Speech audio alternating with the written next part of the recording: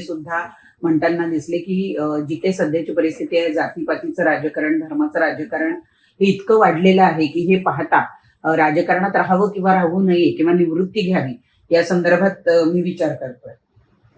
ठीक आहे, हे त्यांचं म्हणणं आहे आणि ते काही अंश काही खोटं आहे असं सुद्धा म्हणता येणार नाही.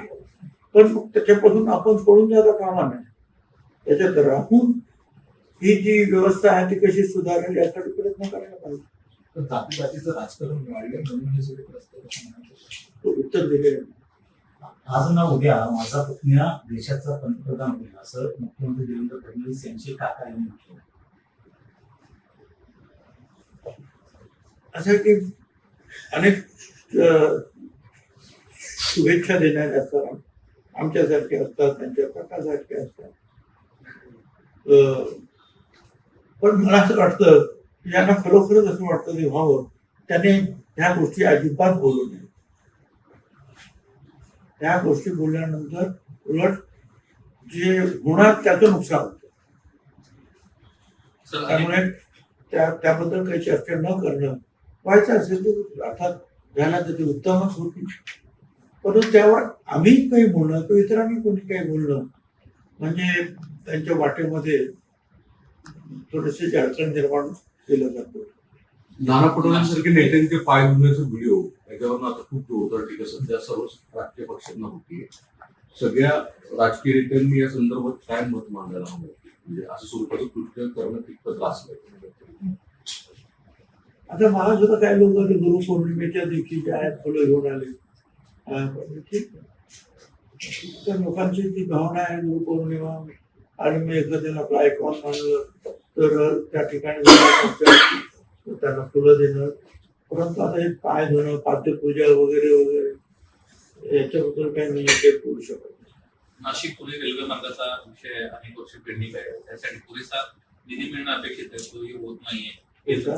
नाशिक पुणे रेल्वे मार्गासंदर्भातला नाशिक पुणे आणि ऑगस्ट क्रांती 9 तारखेला या संदर्भात आंदोलन देखील एक मोठं जे आहे ते सर्वपक्षीय मुद्द्याशी कानावर माहिती येते.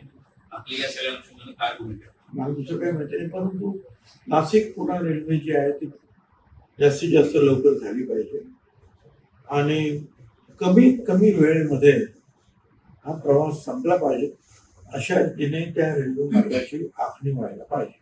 चंद्रकांत पाटील असं म्हणतायत की देवेंद्र फडणवीस यांच्याकडे देवी शक्ती आहे, कसं ते त्यांना विचारा, मला काय. एक आहे की देवेंद्र फडणवीस अतिशय हुशार आहे, त्यांचा अभ्यास आहे, ग्रास्पिंग पॉवर त्यांची फार चांगली आहे आणि कुठलाही विषय जो आहे हा त्यांना विचारलं तर त्यामुळे त्याचं विस्तृत उत्तर देण्याचं ज्ञान त्यांच्याकडे आहे आणि अतिशय उत्तम मुख्यमंत्री म्हणून आपल्याला त्यांची सध्याच्या राजकारणामध्ये निश्चितपणे त्यांना करता येईल.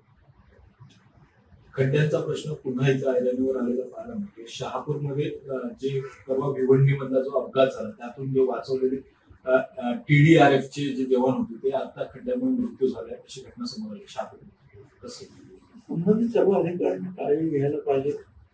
पाऊस पडतोय खरं आहे, पण मध्ये मध्ये उघडतो सुद्धा. पाऊस ज्या वेळेला उघडतो त्यावेळेला आता अनेक गोष्टी आलेल्या आहेत. पडलेला खड्डा जो आहे तो व्यवस्थित सुकवणं, त्याच्यासाठी सुद्धा आता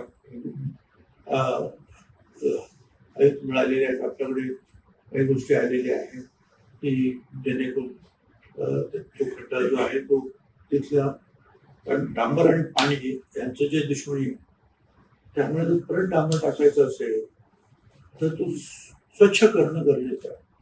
आणि खड्डे बुजवताना ते पूर्णपणे असे चौकोनी करून,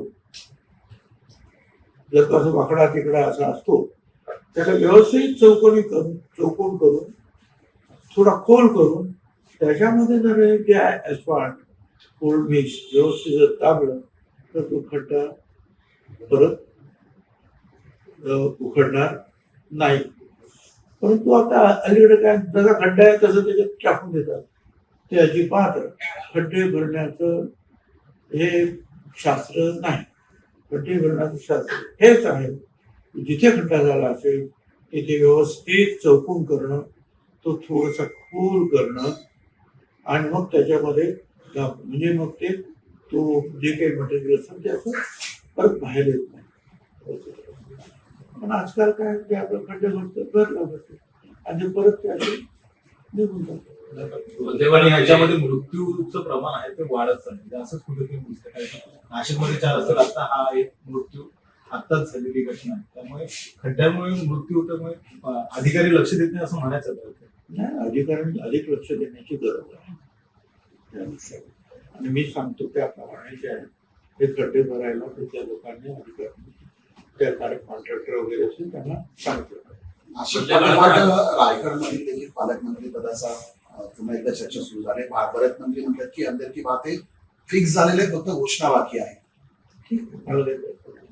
सर, मधल्या काळात राष्ट्रवादी काँग्रेस पक्षाचे राजकीय सल्लागार म्हणून प्रशांत किशोर यांची नियुक्ती झाल्याची चर्चा सुरू झाली होती.